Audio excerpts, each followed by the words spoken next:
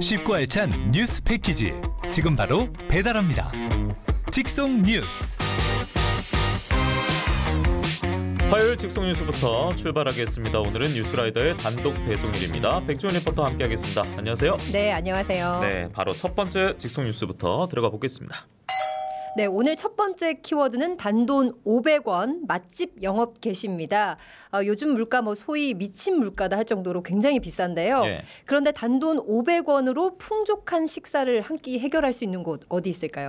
또 정답 외치겠습니다. 네. 정답 없다입니다. 없다. 네. 그런데 있어요? 창원시 진해구에 가면요. 일명 500원 식당이 있습니다. 예.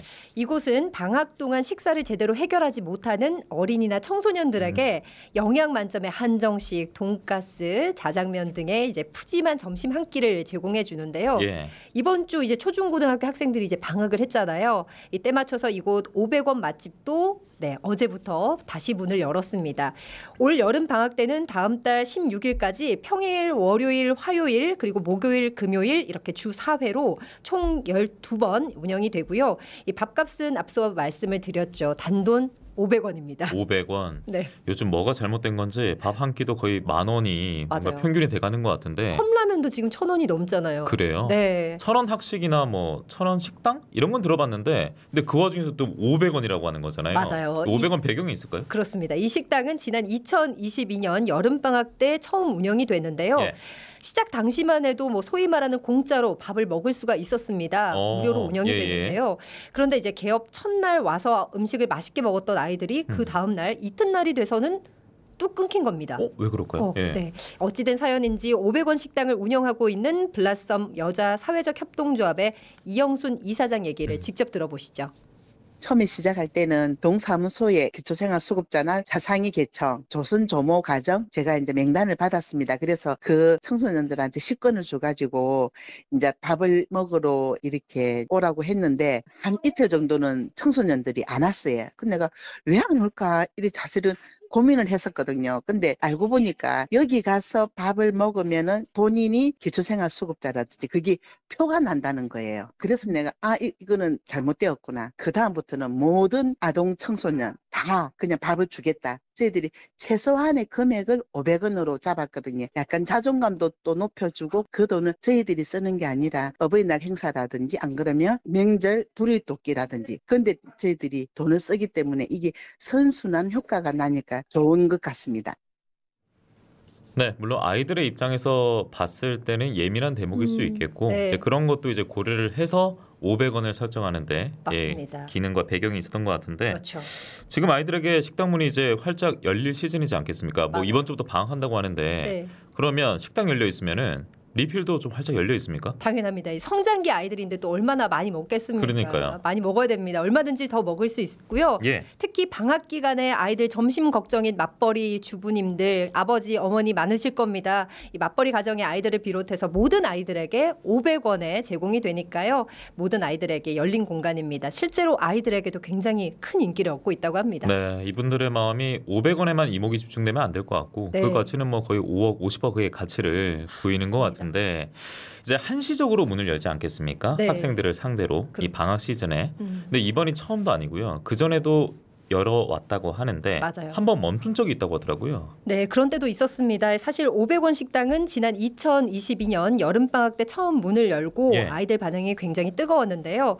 그런데 그해 겨울방학에는 재정난에 발목이 딱 잡혔습니다. 돈 때문에. 네, 그 소식이 이제 지역사회에 전해지면서 곳곳에서 후원의 손길이 이어져 왔고요. 지금도 후원금을 보내주시는 분들이 많이 계시다고 합니다. 저도 오늘 적은 금액이지만 기부를 했고요. 제가 또 진해 구민이기 때문에 네네. 지나칠 수가 없더라고요. 네. 대단하십니다. 인근 상인들도 이제 좋은 일에 써달라면서 이제 정을 나누고 있다고 합니다. 예. 블라썸 여자 사회적 협동조합의 이영순 이사장 얘기 이어서 들어보시죠. 2022년도에 여름방학 때 할 때 식사를 하고 가는 청소년들이 아줌마 겨울방학도 해주실 거예요 라고 할 때 아줌마가 한번 노력을 한번 해볼게 약속을 했거든요. 근데 혹시나 그 약속을 제가 못 지킬까봐 참 아이고. 걱정을 많이 했습니다. 지금 이제 후원금으로 제가 생각하기에는 한 3년 정도는 괜찮을 것 같습니다. 주위에 이렇게 가게 하시는 사장님들이 또 식육점이라든지 뭐 빵집, 뭐 짜장면집, 그다음에 비빔밥집 식재료도 주시는 분도 계시고 빵을 주시는 분도 계시고 또 또 음료수도 주시는 분도 계시고 계란 도매상 하시는 분들이 한 10판씩 이렇게 주시고 너무 그분들한테 너무 감사하죠. 이제 여자천을 이렇게 산책을 하면은 아동 청소년들이 간혹 가다가 아줌마 안녕하세요. 이제 그쪽에 부모님들한테 저를 소개시켜 주는 거예요. 점심 500원 식당 하는 아주머니라고. 너무 감사하죠. 네. 참 따뜻한 이야기 하고 있고 네. 그리고 진해 구민의 백종원 리포터도 이 따뜻한 우리 아이들을 위해서 기부를 선한 했습니다. 행동을 하시지 않았습니까? 네. 그러니까 블라썸 꽃 한 봉오리를 이렇게 터뜨렸는데 네. 여러분들도 들으시면서 나도 해보고 싶다, 도움을 주고 싶다 하는 분들은 포털 검색창에 블라썸 여자 사회적 협동조합 검색하시면 되겠고요. 그러면 네. 누리집이 나온다고 합니다. 누리집 들어가면 후원 계좌번호 나오고요. 그리고 저희가 화면 아래로 자막으로도 계좌번호를 알려드릴 예정인데요. 포털 검색창에 블라썸 여자 사회적 협동조합 이렇게 검색을 해보시면 확인 가능합니다. 여름방학 시즌의 맞벌이 가정이나 또 여러 사정 때문에 아이들이 정말 제대로 된 한 끼를 먹지 못하는 경우도 있지 않습니까? 맞아요. 그래서 맞습니다. 어른들이 많이 소개도 해주시고 앞서 백종원 리포터처럼 또 따뜻한 해주시고. 마음도 네. 보내주셨으면 좋겠고요. 끝으로 어른들은 500원 식당 이용 불가입니다. 불가입니다. 불가입니다. 네, 꼭 기억해 주시고요. 다음 소식 가보겠습니다. 네, 참 훈훈하게 시작을 했는데 두 번째 키워드는 살벌합니다. 목숨 건 기절놀이라고 선정을 해봤는데요. 사실 이걸 놀이라고 말하는 것도 참 어렵습니다. 그렇죠. 이제 기절놀이라고 들어보셨죠? 저는 이제 사실은 오늘 들어봤어요. 왜냐하면 네. 이런 걸 왜 행할까라는 의문이 더 컸는데 기절과 놀이가 말씀대로 같은 선상에 놓일 수도 없는 그렇죠. 단어들이고 그런데 청소년들이 장난이겠죠. 처음에는 목을 졸라서 실제로 기절을 시키고 그리고 스스로도 이런 행위를 한다고 하는데 네. 이게 저희가 지어낸 얘기도 아니고 과정도 아닙니다. 맞아요. 실화라는 거 아니겠습니까? 맞습니다. 한동안 좀 잠잠했던 기절놀이가 최근 다시 유행하면서 교육당국이 긴장하고 있습니다. 예. 이 과거에는 단순히 목을 조르는 행동에 그쳤다면 이제는 SNS 영역으로 확장이 됐다고 볼 수가 있을 것 같습니다. 이 학생들이 기절하는 장면을 SNS에 찍어서 올리기도 하고요. 또 이른바 기절 챌린지나 짧은 동영상으로 재가공하고 있기도 합니다. 뭐 이름부터 무시무시합니다. 숨참기 챌린지 그리고 블랙아웃 체인지 이런 식으로 기절놀이가 계속해서 진화하는 추세입니다. 예, 이런 건 뭐 감히 챌린지 도전할 주제도 아니고요. 그렇죠. 이 이건 문제는- 챌린지를 하면 안 되는 거죠. 그러니까요. 네. 그런데 문제는 챌린지를 하면서 콘텐츠화하고 있는 것 같아서 그리고 요즘 너튜브도 있고 SNS도 있다 보니까 너튜브 SNS 관심 없는 청소년 찾기도 힘드니 이게 일파만파 확산되지 않을까 맞아요. 우리가 더 되는데 우리 지역부터 또 걱정이 되기도 하고 그렇죠. 교육 현장 분위기는 어떻습니까? 네, 최근 도내에서도 한 중학생이 기절놀이를 하다가 쓰러지는 일이 발생하기도 있었군요. 했는데요. 예. 이 경상남도 교육청 민주시민교육과 배경환 과장의 얘기 들어보시죠. 근래에 모 중학교에서 기절놀이를 하다가 학생이 119 구급차에 실력을 하는 위험한 상황이 2번이나 발생하였습니다. 교육청에서는 기절놀이의 심각성과 전염성을 우려하여 확산을 막기 위한 선제적 조치로 사고 발생 당일 교장선생님께 긴급 메일을 발송하였고 다음 날 공문도 발송하였습니다. 예전에는 둘이서 짝을 지어 기절놀이를 했는데 최근에는 혼자서 실행하거나 친구가 촬영하는 사례도 나타나고 있습니다. 막연한 호기심에 사는 경우 친구들 앞에서 자신이 우쭐대고자 하는 심리 또는 돋보이고자 하는 심리의 표출로 하는 경우 힘이 강한 아이가 힘이 약한 아이를 괴롭힐 목적으로 할 수도 있습니다. 따라서 기절놀이는 학교 폭력으로 이어질 가능성이 매우 높습니다. 예, 게다가 또 저희가 방송 전에 회의할 때 네. 학교에 그 근무를 하고 계신 분이 그렇죠. 아이들이 이 기분 자체를 더 궁금해해서 호기심으로. 예, 네. 호기심으로 접근해서 기절놀이, 이렇게 기절놀이라고 부르면 안 되는데 한다고도 하던데 UFC 같은 종합격투기 보면은 초크라고 해서 목조르기 기술이 있긴 합니다. 네. 그런데 그거는 기절을 시키기 위함이 아니라 상대 이제 항복을 이끌어내기 위해서 그것도 3초 안에 다 끝나는 거죠. 3초 예, 짧은 넘어가지 시간 내에 않습니다. 네. 결정이 되고 심판도 심해 보면 말립니다. 근데 지금 이거는 일부러 하고 있고 주짓수나 유도 기술인데 사람이 맹수를 제압하기 위해서는 뭐 이 방법밖에 없다 이런 식으로 표현도 한단 말이에요. 그런데 이게 유행이 되고 있다 이해가 안 갑니다. 맞습니다. 네. 위험성과 폭력성에 대해서는 전문가들도 아주 강력하게 경고하고 있습니다. 특히 우리 인체에 미치는 영향은 목숨을 담보로 한다고 해도 과언이 아닐 텐데요. 이 만약 주위에서 기절놀이로 쓰러지거나 기절한 친구가 있는데도 신고하지 않고 방치하게 되면 치명적인 결과를 초래할 수도 있게 됩니다. 이 창원 파티마병원 소아청소년과 마상혁 과장의 의견 들어보시죠.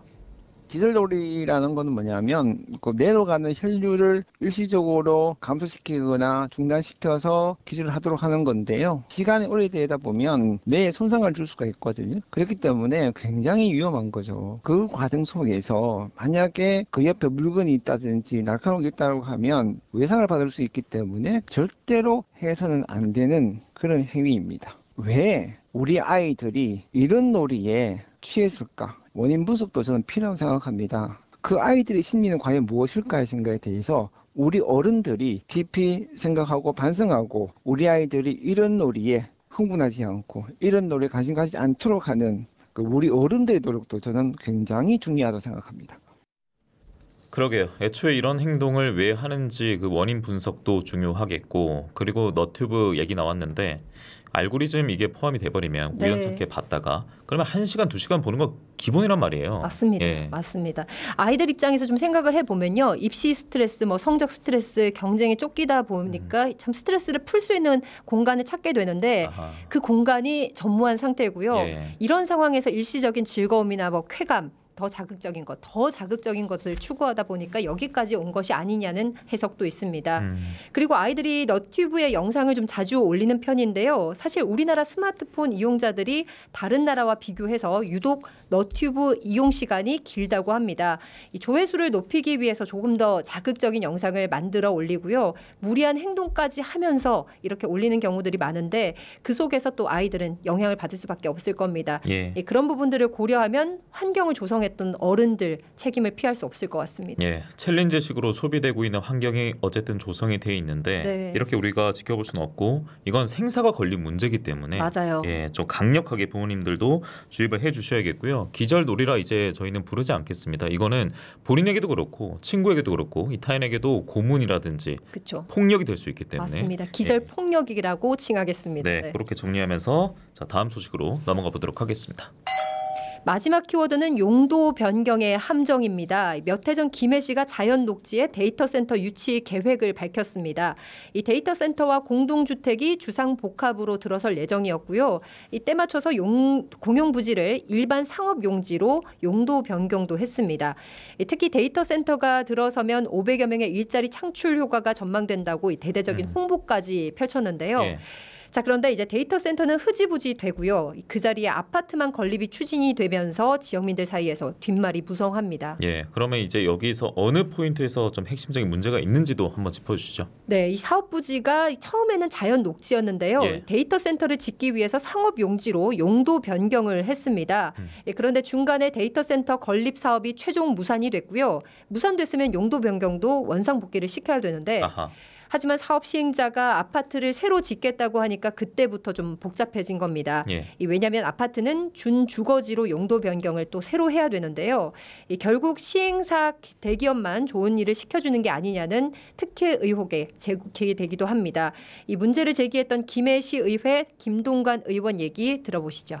그 사업 시행자가 제시한 대로 일반 상업지역에서 준주거지구 용도를 변경하면 이는 특정 업체의 건설 주택만 승인하는 것입니다. 공공성을 띠고 시작된 사업이 상업적 이익을 위한 사업으로 변질되는 것으로 특혜의 우려가 있습니다. 일반적으로 자연 녹지 지역에서 준주거지구로의 공동주택을 위한 변경은 힘든 절차입니다. 본 사업에서 데이터 센터의 건립이 제외된다면 사업자는 본래의 용도인 자연 녹지지구로 돌아가서 다시 시작해야 합니다. 데이터 센터가 건립되지 않는다면 일반 녹지에서 일반 상업지구로의 변경도 힘든 절차입니다. 더군다나 준주거지구로의 변경은 행정상의 편법으로 보여질 수 있습니다. 행정의 신뢰성을 위해 자연 녹지로 돌아가야 한다고 생각합니다. 예.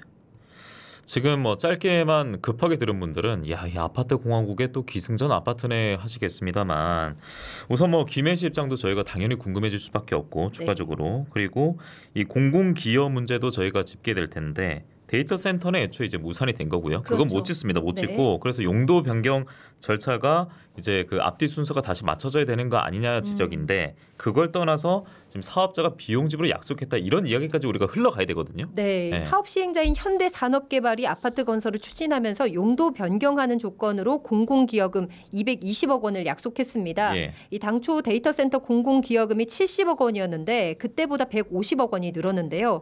이것만 봐도 지역에서 뭐 이득이지 되지 않냐라고 할 수도 있겠지만 이 반대하는 쪽에서는 김해시가 겨우 150억 원이 없어서 그런 알짜배기 땅을 주는 거냐는 비판의 목소리도 있습니다. 예, 분명 이제 김해시 목소리 중에서는 이제 돈만 봤을 때는 기존보다 150억 원 더 생기니까 네. 그래도 이렇다면 이제 비판적인 시각에 대한 말씀까지 곁들여 주셨는데 다 떠나서요. 그러면 그 대상 부지 있잖아요. 맞습니다. 아파트 들어가기에 좋은 입지인가요?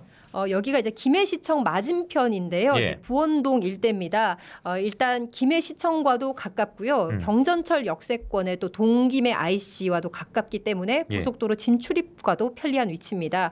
그렇다 보니까 지역에서 보기 드문 이 노른자 땅이다 이렇게 통하고 있는 게 사실이고요.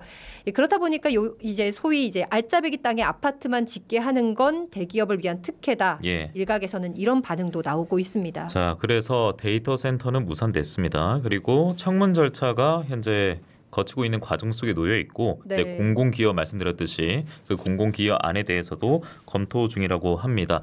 지자체들이 주로 투자 유치할 때 투자 유치를 할 때 용도 변경 카드를 만지작 한다고 하는데 이번에 어쨌든 통상적인 목적과는 좀 다른 방향으로 우리가 흘러가는 걸 볼 수가 있었고 맞아요. 그렇다 보니까 일각에서는 알맹이 빠진 특혜다 이런 얘기도 나오고 있습니다. 덧붙여서 이제 난개발에 대한 우려도 네. 당연히 뒤따를 거고요. 그래서 개발과 보전 사이에 균형을 잘 잡는 게 또 지자체가 견제해야 될 덕목일 거고 거시적인 관점 또 장기적인 플랜도 이 용도 변경 이전에 먼저 심사숙고가 돼야 그 절차가 있어야 신뢰성, 이 지자체에 대한 신뢰성도 회복하거나 좀 유지할 수 있는 게 아닌가라는 생각이 듭니다.